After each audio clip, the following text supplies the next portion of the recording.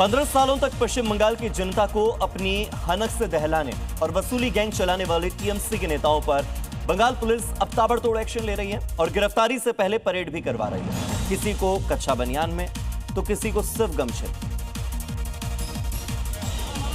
ताजा कार्रवाई हुई तापस चक्रवर्ती पर। कटमनी समेत कई अपराधों को अंजाम देने वाले शख्स को टीएमसी के पूर्व विधायक असीत मजूमदार का दाहिना हाथ माना जाता था। वही असीत मजूमदार, जिसे चुनाव के दौरान बीजेपी कार्यकर्ताओं को पीटने के आरोप में बीते दिनों गिरफ्तार किया गया था। गुरु की गिरफ्तारी के बाद चेला भी भीड़ के हत्थे चढ़ गया। लोगों ने उसे गमछे में ही सड़क पर घुमाना शुरू कर दिया, जिसके बाद पुलिस ने उसे हिरासत में ले लिया। बड़ी खबर है कि इजराइल के एयर डिफेंस सिस्टम आयरन डोम ने ईरानी मिसाइलों को रोकने की कोशिश की। कई मिसाइलों को हवा में इंटरसेप्ट किया गया। इजराइल पर ईरानी मिसाइल्स के अटैक की बड़ी खबर सक्रिय हो गया है। पूरा डिफेंस सिस्टम इजराइल पर ईरानी मिसाइल्स के अटैक की बड़ी जानकारी सामने आ रही है। तो इजराइल की ये रक्षा प्रणाली, जिसे आयरन डोम डिफेंस सिस्टम कहा जाता है, विश्व के सबसे सुरक्षित डिफेंस सिस्टम्स में से एक। कई मिसाइलों को हवा में ही इंटरसेप्ट किया गया और ईरान के मिसाइलों को मार गिराया।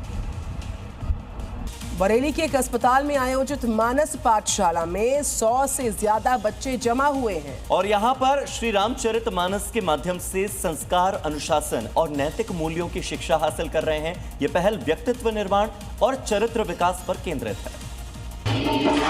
गर्मियों की छुट्टियों का सदुपयोग करते हुए बरेली में मौजूद हनुमत धाम ब्रजेश हॉस्पिटल में 100 से ज्यादा बच्चे जमा हुए हैं। सभी उम्र के इन बच्चों को जाने माने सर्जन डॉक्टर ब्रजेश यादव श्री रामचरित मानस के माध्यम से मानवीय मूल्यों और नैतिक गुणों की शिक्षा दे रहे हैं। 2026 में आयोजित होने वाली ये पहली मानस पाठशाला है। इस विशेष आयोजन का मकसद बच्चों में संस्कार, अनुशासन, करुणा, सेवा और आदर्श जीवन मूल्यों का विकास करना है।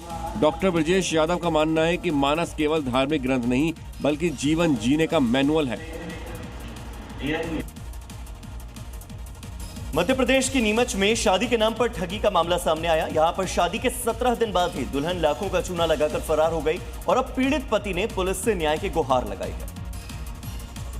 ये देखिए, घर बसाने का सपना लिए इस युवक ने शादी की, लेकिन महज 17 दिन बाद सब कुछ बदल गया। यही दुल्हन अपने दूल्हे को लाखों रुपए का चूना लगा गई।